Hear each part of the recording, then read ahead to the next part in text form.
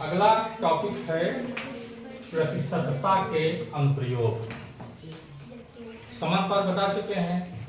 समानुपात में हमने देखा अनुलोम समानुपात और प्रतिलोम समानुपात, और उस पर अभ्यास प्रश्न भी देखा था, उसको तो लगा के लाए होंगे है, और जो नहीं आएगा उसको बता देंगे। अगला चैप्टर हमारा है प्रतिशतता के अनुप्रयोग, कि जो प्रतिशतता होती है उसका हम अनुप्रयोग कहाँ पर करते हैं, उसका प्रयोग हम कैसे करते हैं उसको देखेंगे। तो प्रतिशतता के अनुप्रयोग को जानने से पहले यह देख लेते हैं कि आखिर प्रतिशतता होती क्या है। समझा? प्रतिशतता क्या होती है? यह कक्षा 6 का है नहीं? यह कक्षा 6 में है ना? तो प्रतिशत पढ़ाया गया था। प्रतिशत क्या होता है, भिन्न को प्रतिशत में कैसे बदलेंगे और प्रतिशत को भिन्न में कैसे बदलेंगे, उसी को एक बार हम रिवीजन कर देते हैं कि प्रतिशत को भिन्न में कैसे बदलेंगे और भिन्न को प्रतिशत में कैसे बदलेंगे। लेकिन उससे पहले यह जान लो कि प्रतिशत क्या होता है। यह जान लो कि प्रतिशत होता क्या चीज है, यह रिवीजन के लिए है सिर्फ। प्रतिशत जो यह शब्द है, इसका शाब्दिक अर्थ देखोगे तो प्रति और यह शत से मिलकर बना है। प्रति का अर्थ होता है प्रत्येक और शत का अर्थ होगा सैकड़ा। प्रत्येक और शत का अर्थ होगा हमारा सैकड़ा, यानी प्रत्येक 100 पर, प्रत्येक 100 पर हमारा जो कंट्रीब्यूशन होगा, जो मान होगी, जो वैल्यू होगी, उसी को प्रतिशत कहा जाता है। उदाहरण के तौर पे मान लीजिए गणित का पेपर दे रहे हो, गणित का पेपर दे रहे हो और उसमें तुम्हारा पूर्णांक 100 है। पूर्णांक कितना है? 100। और 100 में से तुम्हारा आ गया 70 नंबर। कितना? 70 नंबर। तो हम कहेंगे कि तुम्हारा कितना प्रतिशत आया है गणित में नंबर? 70%। प्रतिशत का चिन्ह ऐसे होता है, ऐसे लिखा जाता है। तो हमने यह यहाँ पर देखा कि गणित में आप लोगों के 100 में से अगर 70 नंबर आए हैं, इसी को कहते हैं कि हमने गणित में 70% अंक प्राप्त किया। कितने प्रतिशत अंक प्राप्त किया? 70। अब इसी को मान लीजिए कि अगर हम कह देंगे अगर यह 200 है, 200 में तो कितना हो जाएगा यह अंक? अगर 200 में हम इसका कंट्रीब्यूशन देखें तो हो जाएगा 140। यह भी 200 में 140 70% ही है, क्योंकि अगर 200 में 140 है तो 100 में निकालेंगे तो 70 ही आएगा। तो जिस रेशियो में यह बढ़ेगा उसी रेशियो में यह भी बढ़ता घटता चला जाता है, अगर ज्यादा मात्रा में लेंगे तो। जैसे हम कहें कि 1000 है, 1000 में मान लीजिए कि 1000 में आप लोगों के नंबर कितने आते हैं? 500 आते हैं। तो वह कितना प्रतिशत हो गया? 1000 में 500 नंबर आए हैं तो प्रतिशत कितना हो गया? 100 में देखेंगे कितना आएगा? वह 50 आएगा। गुड। वह कितना आएगा? 50। तो वह 100 में 50 आएगा, तो हम 50% अंक प्राप्त किए। यह होता है प्रतिशत है, मतलब प्रत्येक 100 पर किसी भी चीज का कितना कंट्रीब्यूशन है, कितना योगदान है, उसकी मात्रा कितनी है, प्रत्येक 100 पे जब हम मेजर करते हैं उसी को प्रतिशत बोला जाता है। क्लियर हो गया? अब हम देखेंगे कि कक्षा 6 में है यह कि प्रतिशत को भिन्न में बदलना और भिन्न को प्रतिशत में बदलना। ठीक? जैसे हम मान लीजिए कह दें कि यही 70% है, लिखा गया है। अब इसको हम भिन्न में बदलेंगे। किसमें? भिन्न में। भिन्न की अवधारणा तो क्लियर है, भिन्न की अवधारणा क्लियर है ना, कि जैसे मान लीजिए आकृति है, इस आकृति में मान लीजिए 3 पार्ट है, एक पार्ट की अगर बात हम करें तो यह हो जाएगा हमारा 1/3। 3 भाग किए गए हैं और एक भाग की हम बात कर रहे हैं। यह भिन्न की अवधारणा होती है। तो 70% को अगर हम भिन्न में बदलेंगे तो वह कितना आएगा। इसके लिए करते क्या है, जहां पर प्रतिशत होता है वहां पर हम 1/100 लिख देते हैं। प्रतिशत का निशान का अर्थ ही होता है 1/100। प्रतिशत का निशान का मतलब 1/100 होता है। तब हम यहाँ पर अब देखेंगे तो इसको इससे काट दिए और यहाँ पर हो गया 7/10। 70% को अगर भिन्न में बदलेंगे तो उसका मान कितना आएगा, 7/10 आएगा है। तो ये हो गया हमारा प्रतिशत को भिन्न में बदलना। अब आइए देखते हैं कि भिन्न को प्रतिशत में कैसे बदला जाएगा। यह रिवीजन हो रहा है, ये कोर्स में नहीं है, रिवीजन हो रहा है कि मान लीजिए हमारा 1/4 है, यह भिन्न है। भिन्न हमारा कितना है, 1/4। इसको किसमें बदलना है, प्रतिशत में। और प्रतिशत का मतलब मैंने बताया है कि प्रतिशत जहां होता है वहां 1/100 लिखा जा सकता है, लिखा जाता ही है, सकता क्या है। तो यहाँ पर हम क्या करेंगे, देखो कुछ नहीं करना है, 1/4 ऐसे लिख दो। उसके बाद अंश में भी 100 का गुणा कर दो और हर में भी 100 का गुणा कर दो। अंश में भी 100 का गुणा कर दो और हर में भी 100 का गुणा कर दो। अब इसको थोड़ा सा हम सेटिंग कर देते हैं। 1/4 ऊपर वाला 100 हम ऐसे रहने देते हैं, नीचे वाले 100 को हम 1/100 लिख देते हैं। यहाँ से हटा दिए इसको। ये तो समझ में आ रहा है ना। अब यही 1/100 क्या होता है, हमारा प्रतिशत होता है। इतना जानते हो, 1/100 यही प्रतिशत होता है ना। अब हम इसको क्या लिख सकते हैं, इसका गुणा होगा तो ये हो जाएगा 100/4 है। और 100/4 यहाँ पर अगर अभी लिखना चाहे तो प्रतिशत लिख देते हैं। इसको हल कर देंगे तो हमारा कितना आएगा, 25। 25% हुआ। इस प्रकार जो है भिन्न को हम प्रतिशत में बदल देते हैं। भिन्न को कैसे प्रतिशत में बदल देंगे, 100/100 का गुणा कर देंगे, 1/100 निकाल देंगे और इसको जो है हल कर देंगे। तो हो गया यह भिन्न को प्रतिशत में बदलना। कैसे भिन्न को प्रतिशत में बदला जाएगा। अब चलिए एक और उदाहरण देखते हैं कि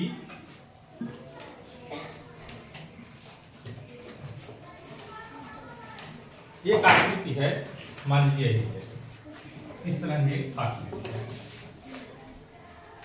ठीक। वही उदाहरण है भिन्न को प्रतिशत में बदलना। इसके 4 पार्ट कर दिए,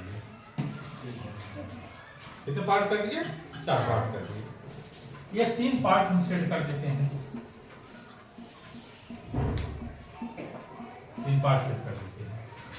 अगर हम ये 3 पार्ट सेट कर दिए, 3 पार्ट को हम लेना चाहें तो 3 पार्ट की को हम इस ले करके इसको भिन्न में बदलेंगे तो क्या कहलाया गया है, 3/4। गुड। कितना कहलाएगा, 3/4। अब 3/4 को अगर हमें प्रतिशत में बदलना हो तो इसको हम कैसे करेंगे, बताओ। क्या करेंगे, सबसे पहले 100/100 फिर हमारा क्या हो जाएगा, 1/100 अलग कर देंगे, 3 को हम ऊपर 100 से गुणा कर देंगे और नीचे आ जाएगा 4। यह 1/100 यहाँ पर हम इसको अलग कर देंगे। इसको हल कर लेते हैं, 4 कम 4, यह बात जाएगा 25 जाएगा ना, 25 दिया 75 और 1/100 जगह हम क्या लिख देंगे, तो 3/4 भाग जो होगा यह 75% के बराबर है। इसको 75% कहा जाता है। इतना क्लियर हो गया, क्लियर हुआ ना।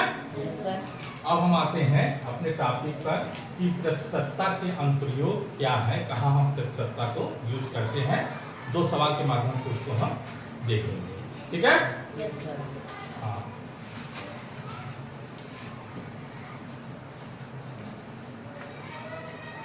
चलिए एक सवाल हम देखते हैं कि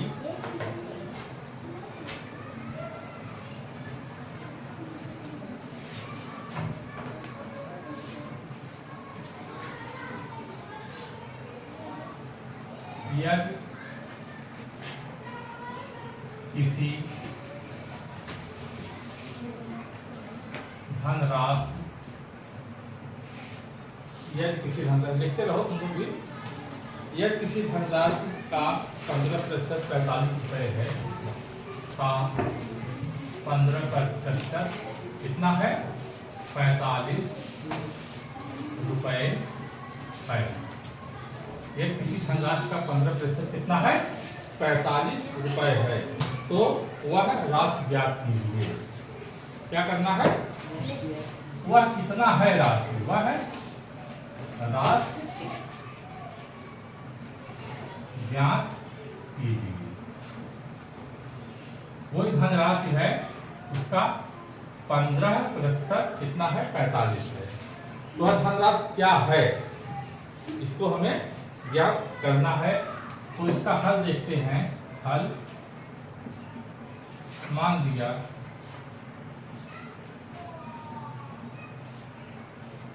वह राशि यक्स है। इतना हम मान लेंगे कि मान लिया वह राशि, जो हमको ज्ञात नहीं है उसको हम मान लेते हैं। गणित में ऐसा होता है, ऐसा चलता है, ऐसे इस तरह सवाल लगाते हैं। तो मान लिया वह राशि क्या है? यक्स है। तो अब प्रश्नानुसार, प्रश्न के अनुसार हमारा क्या है, जो प्रश्न कह रहा है कि किसी धनराशि का 15%, वह धनराशि हमने कितना माना है? यक्स।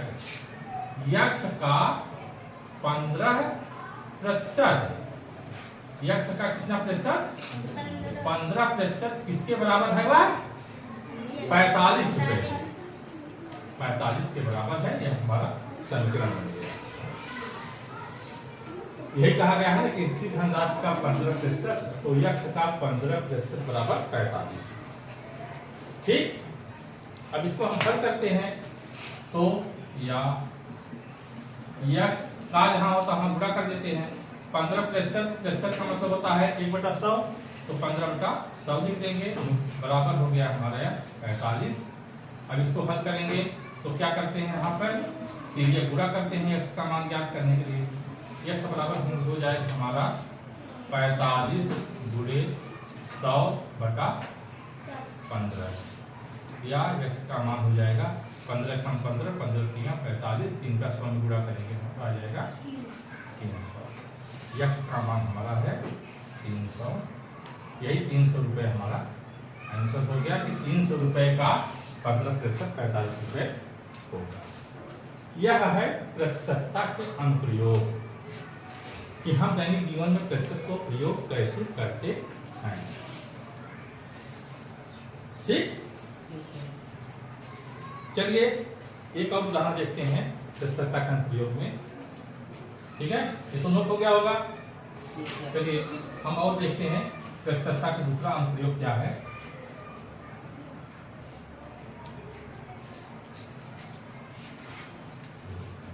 एक और सवाल देख लेते हैं प्रतिशतता के अनुप्रयोग में।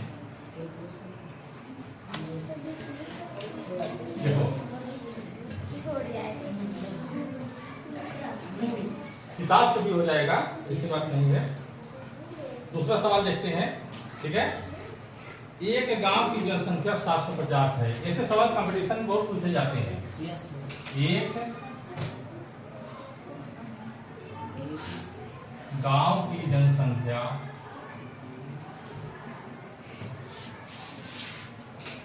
एक गांव की जनसंख्या 750 है।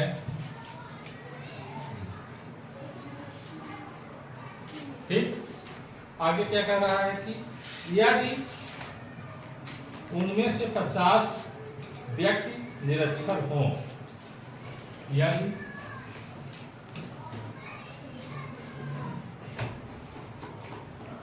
उनमें से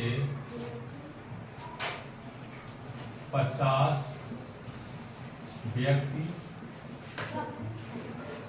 निरक्षर, मतलब बिना पढ़ा लिखा निरक्षर हों, तो गांव में साक्षरता का प्रतिशत ज्ञात कीजिए। तो गांव में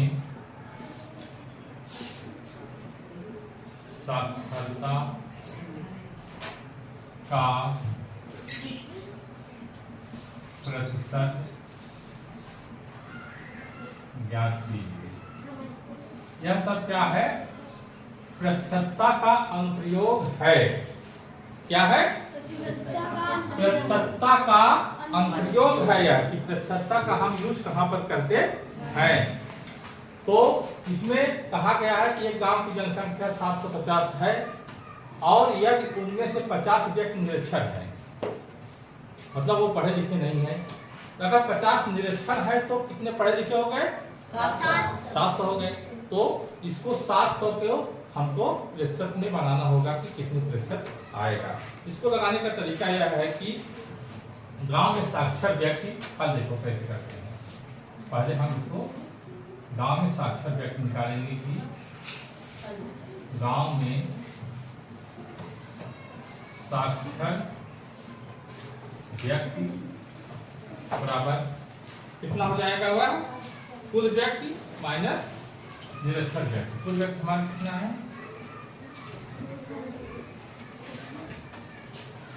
माइनस निरक्षर व्यक्ति। कुल व्यक्ति कितने हैं? या 750 है। निरक्षर कितने हैं? 50। तो यह कितना हो गया? 700 व्यक्ति हमारे जो है वो क्या है? वह साक्षर हैं, वह पढ़े लिखे हैं। अब 750 व्यक्तियों में से 700 व्यक्ति ऐसे हैं जो कि साक्षर हैं, यानी पढ़े लिखे हैं। तो 750 में से 700 का वही हमको प्रतिशत निकालना है कि कितने प्रतिशत होंगे। और प्रतिशत निकालने का मतलब प्रत्येक 100 पर निकालना है। 750 में 700 है तो 100 में कितने होंगे। तो इसको हम ऐकिक नियम से निकालते हैं। इससे ऐकिक नियम भी कक्षा में पढ़ाया गया है। तो वह इस तरह से होता है कि जैसे मान लेते हैं कि चूंकि से लगता है ऐकिक नियम। ऐकिक नियम जो होता है यह चूंकि होता है, इससे निशान होता है, 3 बिंदु लिखते हैं ऐसे, ठीक है ना। इस तरह से 3 बिंदु लिखी जाती है कि 700 व्यक्तियों में से साक्षर है 750, क्योंकि 750 व्यक्तियों में से साक्षर है 700 व्यक्ति। अब इसलिए हम एक व्यक्ति पर निकालेंगे। एक व्यक्ति पर कितने साक्षर हो जाएंगे? यह 700 बटा 750 हो जाता है, भाग दे दिया जाता है। एक पे निकालने के लिए हम भाग दे देते हैं और इसीलिए 100 पे निकालने के लिए हम क्या करेंगे? अब गुणा कर देंगे। या एक नियम है 700 बटा 750 हुए 100। ये हमारा प्रतिशत बन करके सामने आएगा। इसको हल करते हैं।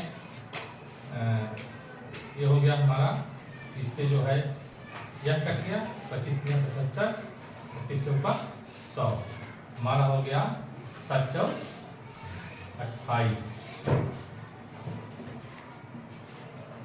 280 बटा 3।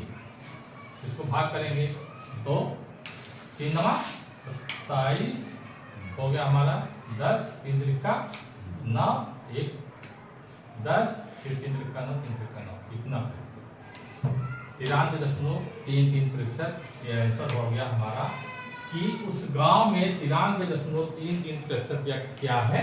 वह साक्षर है। बात है समझ में? यह हमारी जो प्रतिशतता का प्रयोग है कि मतलब हमें 100 में कंट्रीब्यूशन निकालना है। 100 में कितने पढ़ेंगे किसी भी चीज के लिए, किसी भी सवाल के लिए 100 के आंकड़े निकालना होता है। वही हमारा होता है साक्षरता, सॉरी वही होता है हमारा प्रतिशतता के अनुप्रयोग। ठीक है। आप इस प्रकार जो है जितने भी सवाल हैं उसको हल करेंगे आप लोग, और नहीं आएगा तो उसको पूछेंगे। और अगला जो है कालांश में हम प्रतिशतता के अनुप्रयोग के तहत पढ़ाएंगे हानि और लाभ। ठीक है, ठीक है ना। इसको सवाल हल करके लाएंगे और फिर